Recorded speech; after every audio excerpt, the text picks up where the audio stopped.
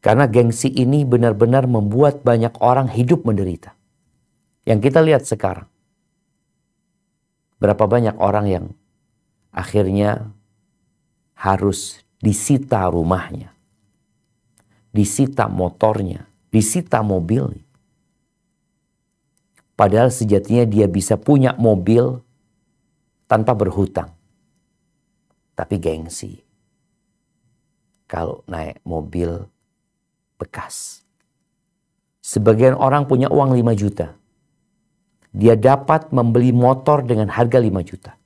Dan motor itu layak dipakai. Dan bisa mengantarkan dia ke tempat tujuan dia. Tapi karena gengsi, dia beli motor dengan sistem kredit di harga 25 juta. Sehingga dia hidup menderita. Ahibati fillah, gengsi ini dapat mengantarkan seseorang kepada sombong, congkak dan angkuh. Dan bicara dampak buruk dari gengsi yang dipelihara. Yang pertama, akan membuat orang itu kehilangan peluang dalam kehidupan ini. Khususnya kalau bicara peluang pekerjaan. Berapa banyak orang yang terlalu memilih pekerjaan. Dia maunya bekerja di tempat yang bergengsi, dengan pakaian yang perlente, dengan penampilan yang menunjukkan dia orang besar. Dia mau cari pekerjaan seperti itu. Sehingga ketika ada banyak tawaran pekerjaan, dan kita tahu bicara kerja ini di masa sekarang ini, ya lapangan pekerjaan semakin sempit. Dan seharusnya seorang muslim menjadi seorang pengusaha, ya berpikir bagaimana dia berusaha sendiri. Jadi kalau bicara orang yang memelihara gengsinya sehingga dia tidak mau bekerja ketika ditawarkan pekerjaan yang mungkin menurut dia kurang bergengsi pekerjaan tersebut. Dia malu untuk kerja di tempat itu. Akhirnya dia meninggalkan pekerjaan itu. Rasulullah Sallallahu Alaihi Wasallam, bagaimana beliau mendidik umatnya untuk bekerja apa saja yang penting halal. Ini, kerja apa saja yang penting halal. Memang ketika ada 2 pekerjaan engkau bisa memilih, maka silakan engkau memilih.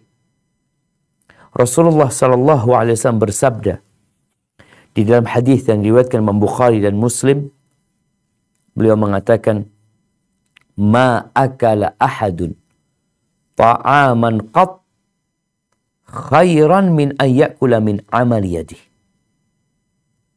Tidaklah seorang makan makanan yang lebih baik daripada hasil kerja tangan dia.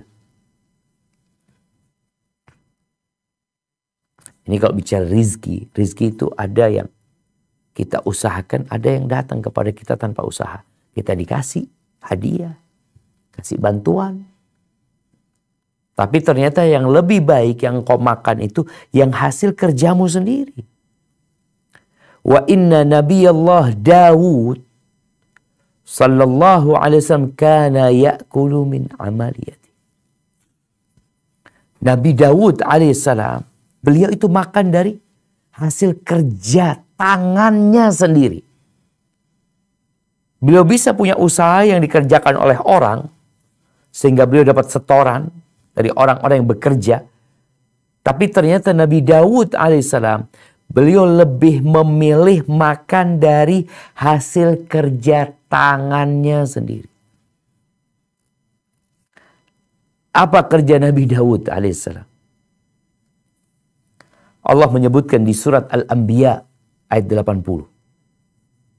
Apa kata Allah Azza wa Jalla di surat Al-Anbiya ayat 80? Nah.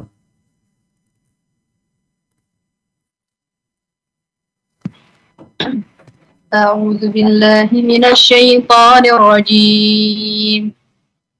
Wa li Sulaiman ar-riha 'asifatan tajri bi amrihi. Oh, apa Ustaz?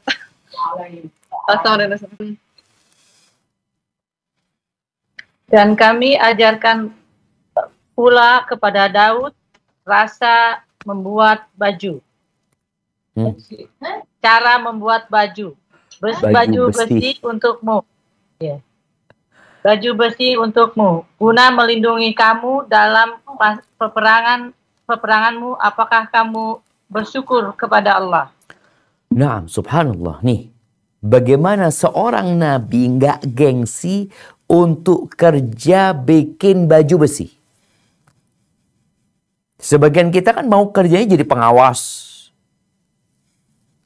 jadi manajer, jadi supervisor yang nyuruh orang. Jadi dia nggak kerja. Ini Nabi Daud alaihi salatu wassalam bikin baju besi sendiri dengan tangannya. Mana nih orang-orang yang gengsi? Dengan pekerjaan-pekerjaan yang melibatkan tangan dia, keterampilan dia. Ini sebuah kehormatan jemaah. Sampai Nabi SAW mengatakan gak ada seorang makan yang lebih baik daripada hasil kerja tangannya sendiri. Kerja dia. Dia bukan nyuruh-nyuruh, dia kerja.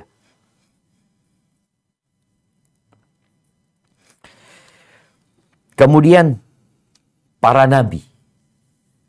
Kata Nabi kita Muhammad alaihi salatu wassalam, ma ba'athallahu nabiyyan illa ra'al ghanam.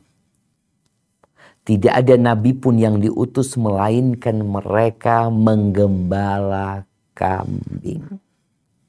Kerja. Menjadi pengembala. Kita tahulah kalau bicara pengembala, bagaimana pakaiannya, di mana tempat kerja dia akan terkena terik matahari, dia akan berpindah dari satu tempat padang rumput ke padang rumput selanjutnya. Kehidupan dia penuh dengan kesulitan. Bicara penampilan, jangan ditanya penampilan pengembala kambing. Itu para nabi. Nggak ada satupun nabi melainkan mereka pernah mengembala kambing. Nabi menceritakan ini dan beliau tidak gengsi. Cerita aja nggak gengsi. Tentang apa yang pernah terjadi. Sekarang kita melihat ada orang-orang OKB, orang kaya baru. Dia nggak kepingin menceritakan bagaimana perjuangan dia dulu. Kadangkala sebagian bekerja sebagai pengumpul rongsokan. Tapi ketika dia sudah sukses, dia nggak mau cerita. Malu, gengsi dong. Harga diri, masa cerita hal itu? Nabi menceritakan. Karena memang untuk mengajarkan kepada umat. Di mana ada peluang bekerja, kau kerja. Walaupun jadi pengembala kambing. Dan Nabi mengembala kambing sallallahu alaihi wasallam. Ahibati fillah.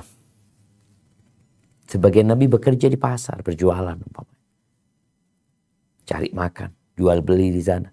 Apa kata Allah Azza wa Jal di surat Al-Furqan ayat 20. Nah, silahkan dibaca.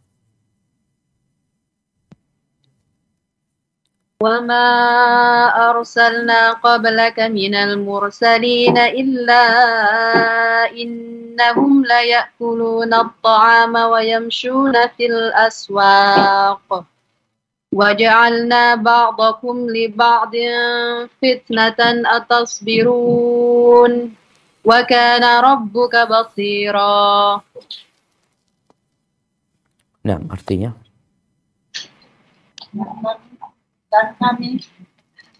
Dan kami tidak mengutus rasul-rasul sebelummu, melainkan mereka sungguh memakan makanan dan berjalan di pasar-pasar. Dan kami jadikan sebagian kamu cobaan bagi sebagian yang lain. Maukah kamu bersabar?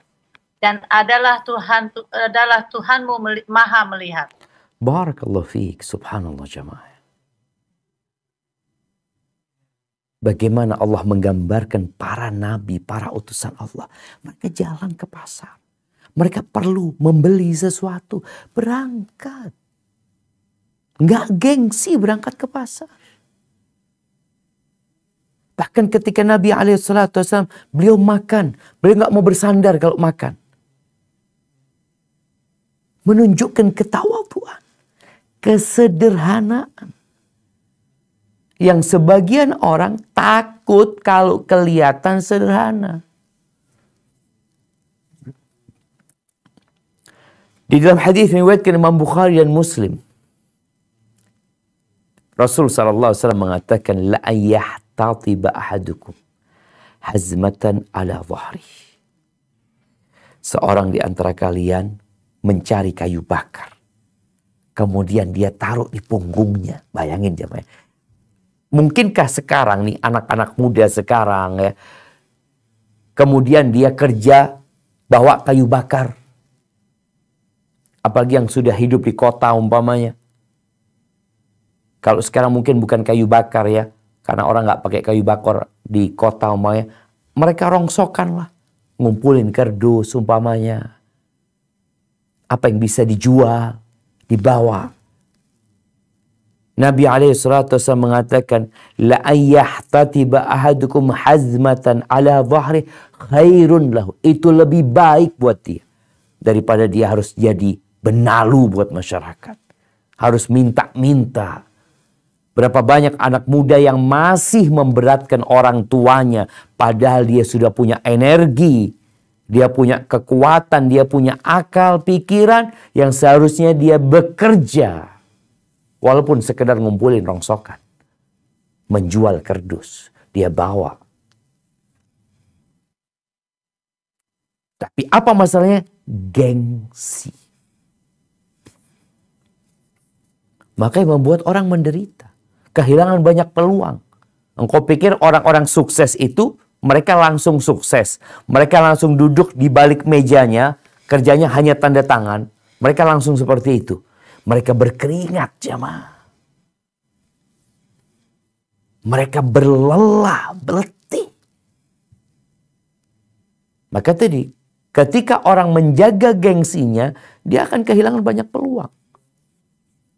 Memang ini jadi tugas orang tua ya, bagaimana anak itu dididik, anak-anak muda ini dididik untuk bekerja apa saja yang halal. Makanya sekarang kalau bicara ijazah, berapa banyak orang yang lulus S1, S2 nggak dapat pekerjaan. Padahal sebenarnya banyak pekerjaan. Karena dia berpikir, masa anak kerja itu? Oh, kalau engkau nggak mau nggak apa-apa. Ada banyak orang yang akan bekerja di sini. Maka tolong bicara gengsi ini tadi kita lihat bagaimana para nabi mengembalakan kambing. Bismillah. Apa yang bisa dikerjakan, dikerjakan. Memang kadangkala kita tuh gara-gara gengsi di kampung kita, khususnya makanya orang-orang kalau di kampungnya biasanya gengsi dia mau kerja itu ya. Tapi biasanya dia merantau. Ketika dia merantau, nggak ada yang kenal sama dia, nggak ada yang tahu sama dia. Akhirnya dia bekerja apa saja siap. Ya itu mungkin jadi solusi. Abdurrahman bin Auf, konglomerat ya, yang kaya raya. Ketika dia hijrah ke kota Madinah, Abdurrahman ini dikasih tawaran yang begitu menggiurkan. Bagaimana Sa'ad bin Rabi menawarkan kepada Abdurrahman bin Auf setengah hartanya. Ini Sa'ad bin Rabi kaya raya jemaah, dia tawarkan setengah hartanya buat Abdurrahman. Kemudian istrinya suruh lihat mana yang cocok sama dia, akan diceraikan salah satunya. Kemudian nanti selesai masa dia disuruh nikahi sama Abdurrahman bin Auf. Abdurrahman menerima? Enggak. Ini bicara gengsi yang benar kayak itu. Enggak, jazakallah khair. Enggak lah. Masa anak mau dikasih-kasih terus? Enggak, makasih. Apa kata Abdurrahman bin Auf? Dulluni ala suq. Tunjukkan kepada aku. Di mana pasar? Di mana pasar? Aku mau bekerja. Itu jemaah. Yang kedua, orang kalau memelihara gengsinya, dia akan hidup berbalut masalah. dia akan menderita, dia akan sengsara. Kenapa? Karena biasanya orang demi gengsinya, ya dia akan ngutang. Kalau bicara pakaian ya, dia punya pakaian, dia punya sepatu, dia punya handphone. Kadang-kadang karena gengsi, apalagi temennya beli handphone baru umpamanya, masa anak nggak ganti handphone? Seperti tadi yang disebutkan bagaimana temennya beli motor baru, masa anak nggak pakai motor baru? Dunia bicara, akhirnya menjadi tolak ukur itu adalah dunia, standarnya dunia. Karena ambisinya dunia. Dan kata Nabi SAW tentang orang yang ambisinya dunia, man kanatid dunya hammahu ja'alallahu faqrahu baina ainai. Barang siapa yang dunia menjadi ambisinya, maka Allah akan jadikan kefakiran di antara kedua matanya. Dia akan hidup menderita. Setiap dia melihat orang yang lebih bagus hidupnya, yang lebih bagus motornya, lebih bagus handphonenya, sakit dia punya hati. Makanya orang ini, ya kalau emak-emak mungkin akan sibuk dengan tasnya. Kadang-kala demi gengsi dia beli tas kredit hanya untuk bergaya. Motornya kredit, tasnya kredit. Sampai anak baca tentang orang-orang yang punya mobil Mercedes-Benz. Ternyata yang beli cash itu cuma 30%. Yang 70% kredit semua. Kadang-kala mereka beli hanya untuk gengsi. Dipakai enggak? Makanya di kampung kadang-kala jamaah, orang itu beli mobil dia. Alhamdulillah punya mobil, seneng kita. Kredit mobilnya, jarang dipakai. Kemana-mana dia pakai motor. Terus kenapa tuh mobil ada di garasi? Dia untuk gengsi doang. Dia tidak menikmatin, tapi dia merasakan penderitaan dari apa yang dia miliki. Apa penyebabnya? Gengsi. Makanya sampai bicara gengsi ini, ada di beberapa kota, itu perempuan-perempuan, kalau dia diundang ke sebuah walimah resepsi, dia itu gak mungkin pakai baju yang sama. Jadi umpamanya ada bulan ini ada 2 pernikahan walimah, atau 3 kali. Gak mungkin dia pakai baju yang sama. Padahal baju dia yang paling bagus cuma 1 mamanya. Biasanya nanti di sana kan ditanya, ini udah kau pakai pada waktu resepsi sebelumnya. Sampai akhirnya di kota itu ada penyewaan baju. Disewakan baju untuk memenuhi gengsinya orang-orang ini. Dia datang ya ke pernikahan dengan baju yang mewah. Pinjem. Ahibatifillah, ada kita lihat lah ya beberapa orang yang akhirnya harus dipenjara ya karena dia menunjukkan pakai mobil mewah, pakai pesawat pribadi padahal semuanya bohong, semuanya demi gengsi, hanya untuk status, yang akhirnya dia hidup di penjara gara-gara gengsi dia. Maka jangan sampai ambisinya dunia. Ahibatifillah, ya engkau sesuai dengan yang kau miliki. Engkau mampunya seperti apa? Kalau engkau mampu merangkul pohon sebesar ini, ya udah sebesar ini. Jangan kau merangkul pohon yang gede banget sehingga engkau kecapean. Gara-gara gengsi nih. Udah semampumu. Kita nggak dilarang pakai baju bagus, enggak. Pakai sepatu bagus, enggak. Tafadhol. Tapi yang dilarang itu adalah berlebih-lebihan. Artinya engkau mampunya beli baju harga 1 juta, engkau beli harga 10 juta. Apa kata Allah Azza wa Jalla di surat Al-A'raf ayat 31? Nah, silakan dibaca. يا بني آدم خذوا زينتكم عند كل مسجد وكلوا واشربوا ولا تسرفوا إنه لا يحب المسرفين. Hai anak Adam, pakailah pakaianmu yang indah di setiap memasuki masjid, makan dan minumlah, dan janganlah berlebih-lebihan. Sesungguhnya Allah tidak menyukai orang-orang yang berlebih-lebihan. Lihat tuh. Ini yang terjadi dengan orang-orang yang gengsi.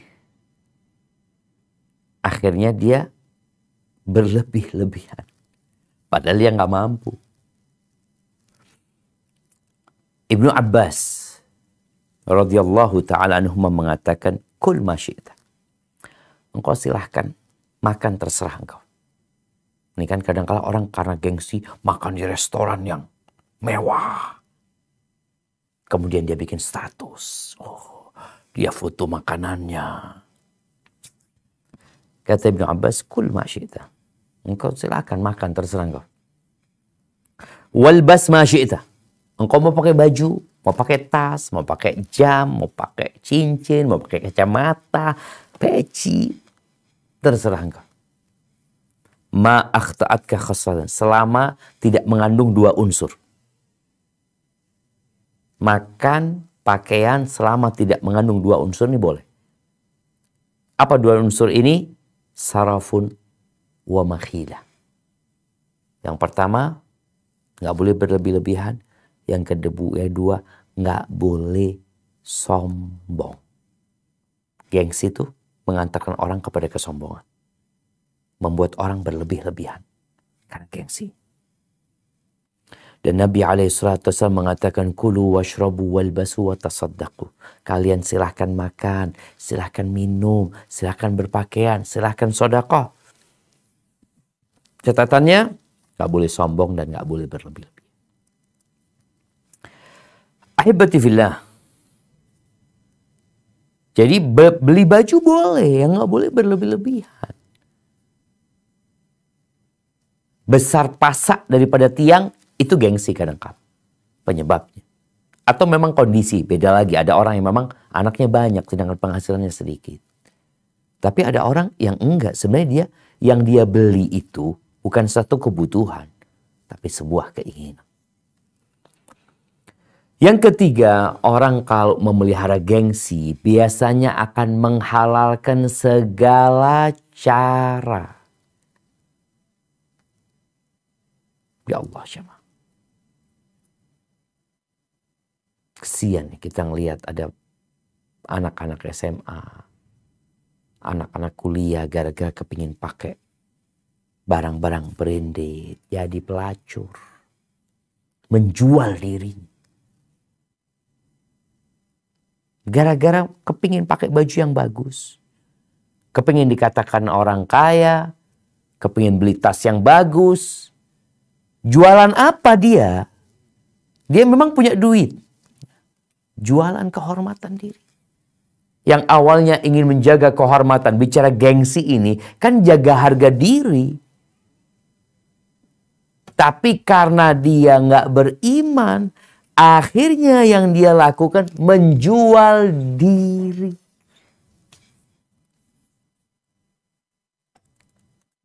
Itu yang terjadi.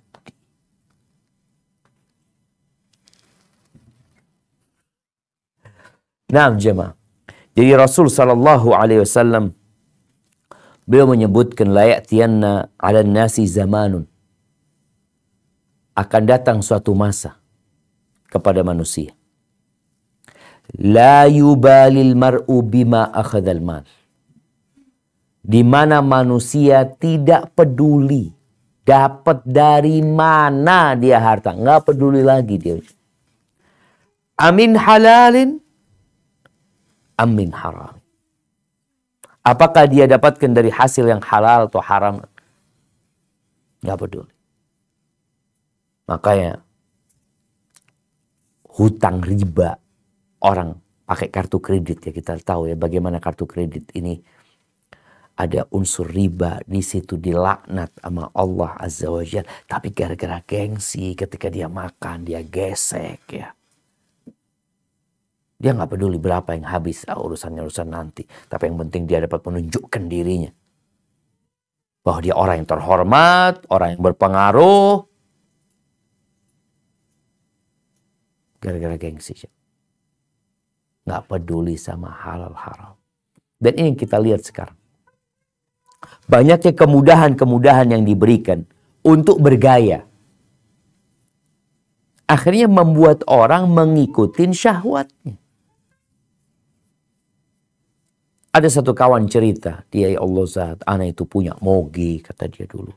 Ana punya moge, ana punya mobil mewah ini. Semuanya utang. Utang semuanya. Walhamdulillah kata dia Ustaz, ana lepas semuanya. Kemudian ana naik mobil Avanza, dia cerita. Ya Allah, nikmatnya hidup. Nggak diperbudak sama gengsinya. Maka hibati fillah. Ini dampak buruk dari orang yang mementingkan gengsi. Kadangkala dia akan mencuri. Kadangkala dia akan menipu. Kita lihatlah kemarin beberapa orang yang disebut crazy rich ya. Padahal dia sebenarnya nggak crazy rich dia. Akhirnya dia tukang tipu sebenarnya. Akhirnya dia dipenjara. Dan kita jamaah diperintahkan untuk melihat kepada yang di bawah. Supaya nggak kebawa dengan gaya hidup tuh orang. Engkau tunjukkan, subhanallah, dalam agama kita itu diajarin sesekali berjalan nggak pakai sandal. Itu minas sunnah. Nabi SAW nyuruh kita jalan tanpa sandal. Dalam rangka tadi mendidik gengsi kita.